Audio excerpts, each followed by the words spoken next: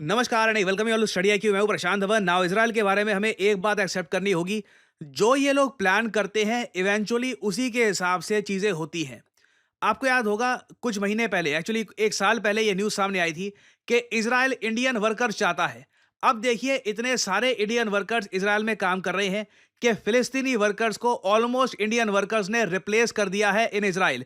Israel में आज के समय ये दृश्य कॉमन हो चुका है कि इंडियन वर्कर्स इज़राइल का infrastructure sector, real estate sector खुद आगे बढ़ा रहे हैं। यहाँ पर आप देख पाओगे 16,000 Indians to replace Palestinian workers in war hit Israel. ये सारे कंस्ट्रक्शन वर्कर्स को इजराइल में काम करने का एक अवसर मिला था 7 अक्टूबर के बाद से। 7 अक्टूबर 2023 में आपको याद होगा इजराइल पर बड़ा आक्रमण हुआ था। हमास ने कई इजरायली सिविलियंस को मार दिया था और उसके बाद as a security measure Israel ने सभी पैलेस्टीनियन वर्कर्स को इजराइल से बैन कर दिया, क्योंकि फिलिस्तीन जो वेस्ट बैंक है और गाजा पट्टी है वहां से बहुत सारे वर्कर्स आकर इजराइल में काम करते थे, पैसा कमाते थे।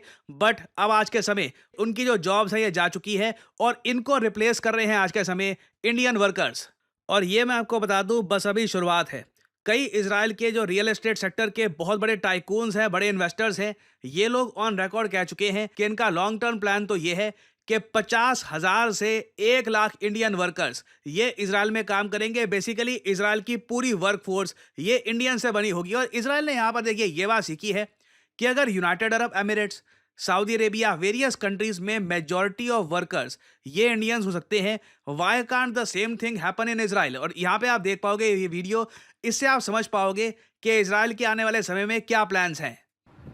And we hope to engage 50,000 to 100,000 workers from India to be able to run the all sector. All sectors Israel का देखिए ग्रैंड प्लान ये है, ना सिर्फ कंस्ट्रक्शन। अभी के लिए तो जो भी इंडियन वर्कर्स जा रहे हैं इजराइल में ये प्राइमरली काम कर रहे हैं कंस्ट्रक्शन, रियल एस्टेट सेक्टर में। मगर आप फ्यूचर में अगर देखोगे इजराइल का मानना यह है इनका हेल्थ केयर सेक्टर हो, कोई भी सेक्टर हो जहां पे इनको वर्कर्स चाहिए, जहां पे इनको बहुत सारी मैन पावर चाहिए, वहां पर इंडियंस हर जगह आपको दिखेंगे। और अगर यहाँ पे आप लोगों का सवाल ये है कि इंडियन वर्कर्स की सेफ्टी का क्या, कई पॉलिटिशियंस है भारत में, इन्होंने ओपनली ये बात बोली है कि जो इंडियन वर्कर्स आज के समय काम कर रहे हैं इजराइल में, इनको वापस बुला लेना चाहिए, क्योंकि ईरान लगातार, उस टाइम ईरान लगातार मिसाइल से अटैक कर रहा था इजराइल पर। आज भी आप अगर देखें कोई बड़ी बात नहीं है कि ईरान अचानक से एक फिर से बड़ा अटैक कर दे ऑल ओवर इजराइल। देखिए यहाँ पर ना इंडियन वर्कर्स ने अपनी तरफ से, जो कई हजारों इंडियन वर्कर्स कई महीनों से काम कर रहे हैं इन इजराइल, उन्होंने अपनी तरफ से एक बात बताई है।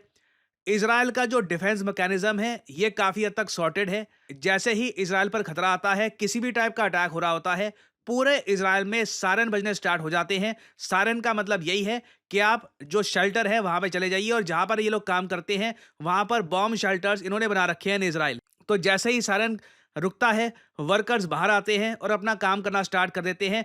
तो ज़्यादातर जो इंडियन वर्कर्स काम कर रहे हैं इन इजराइल, उन्होंने ये कहा है nothing to be afraid of. और इंटरेस्टिंग बात नोट करने वाली ये है कि अभी तक एक भी इंडियन वर्कर की ना मृत्यु हुई है ना उसको चोट लगी है इन इजराइल। अब यहाँ पे आपका एक सवाल ये आएगा कि इजराइल को इतने सारे कंस्ट्रक्शन वर्कर्स की आवश्यकता क्यों है फ्रॉम इंडिया। वेल, इसका रीजन बहुत ही सिंपल है।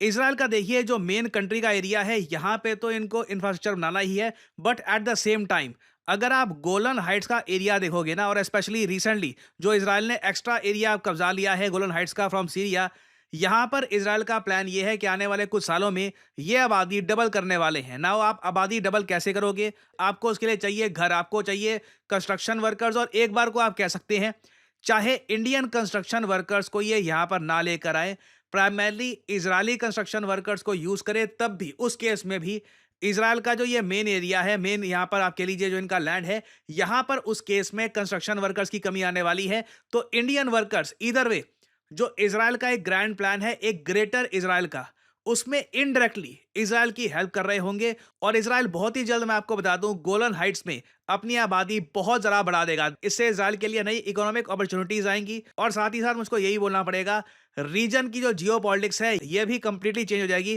क्योंकि इजराइल धीरे धीरे अब डमास्कस की तरफ एक्सपेंशन करना स्टार्ट कर देगा।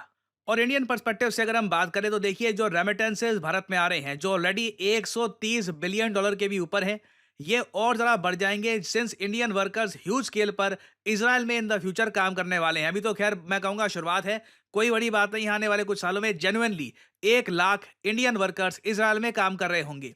नाउ यहाँ पे एक क्वेश्चन सामने ये आता है कि इंडिया को इससे क्या मिलेगा फ्रॉम इजराइल, हमारी डेवलपमेंट कैसे होगी।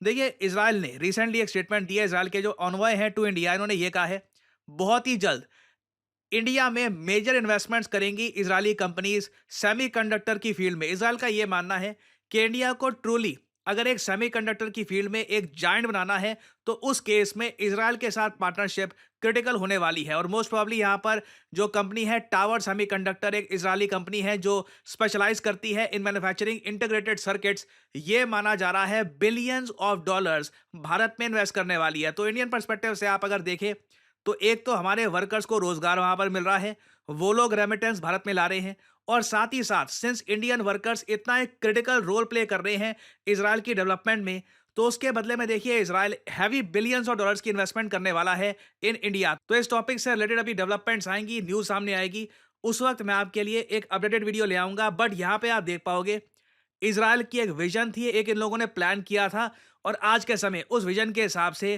काम इन्होंने प्रॉपरली शुरू कर दिया है and progress is in front of us. तो इस टॉपिक से रिलेटेड अभी बहुत सी अपडेट्स आएंगी।